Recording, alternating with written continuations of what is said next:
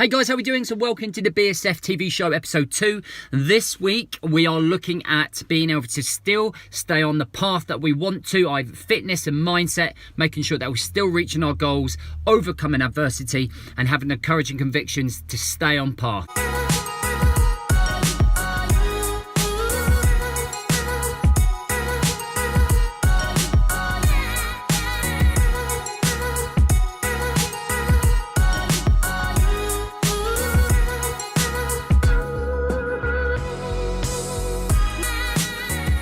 Okay, so this week I wanted to talk about something that I reflected on my own personal journey, and I felt that maybe you could take something away with it, and maybe you can use this within your own practice, in your own lifestyle or regime that you are putting out there for yourself at the minute. Now, I am somebody that has always struggled with dealing with situations that tend to hit you right in the face and end up just blowing up your day and blowing up your week or your month.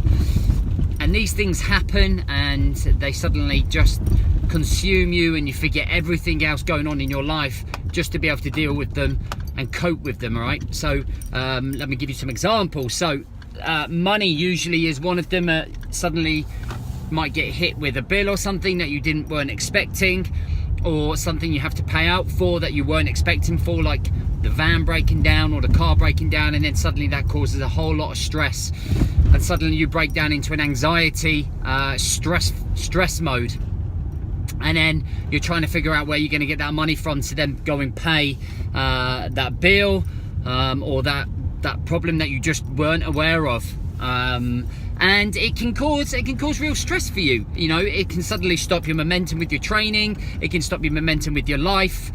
You can then become very short and ratty with the people that are around you. And it's being able to cope with those things and still achieve and focus on your goals is where you'll win. So I would say a year ago that I was not in a very good place with this type of thing. So I would automatically panic. I would feel the adrenaline and cortisol going through my body. I would struggle to cope with like big impacts on my life. Sometimes they weren't even big ones, it's just anything, and it would affect my anxiety and then just kind of bring me down and kind of knock me off the rails with training, knock me off the rails with my relationships and my business mind. And it was a big learning curve for me last year, and I think the last 6 months, you know, I've really gripped it, and I've managed to get myself into amazing shape, an amazing frame of mind, and I've still been hit with those same problems. And you have to remember, in life we're always going to be hit with problems. A life without problems I don't think really necessarily exists, but the level of depth of the problem kind of raises up and down. You know, sometimes they are quite very serious problems that you have to deal with, some are very minor, but it can just be lots of minor ones that just get you. So one thing that I have been religious about, and it's what's helped me be able to cope and improve my coping mechanisms to make sure that I keep training, to make sure I keep focused on my goals, and it's the very small habits, it's the very small routines, and it's discipline.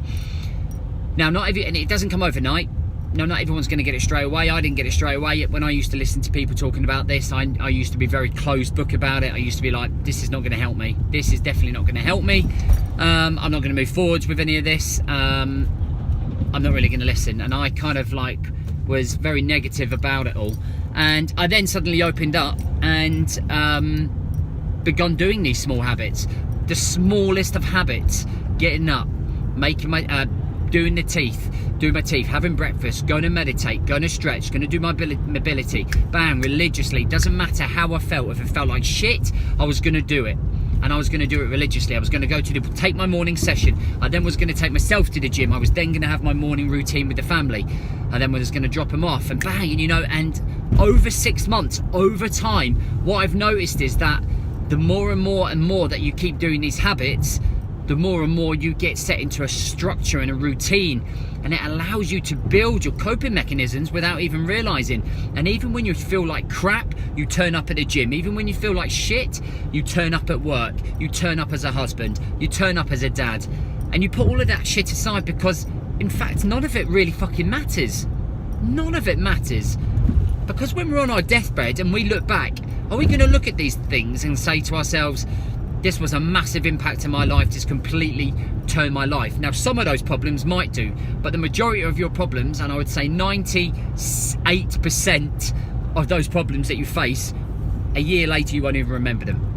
You won't even remember them. But what you will have done is knocked yourself off the pedestal of being on your fitness journey, or being on your work journey, or self-development within your business, or productivity, or your relationships that you're building around you.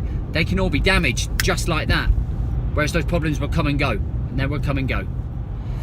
So what I want you to do is stay mentally strong, because it is a state of mind. And you know, very much I talk about this in my book.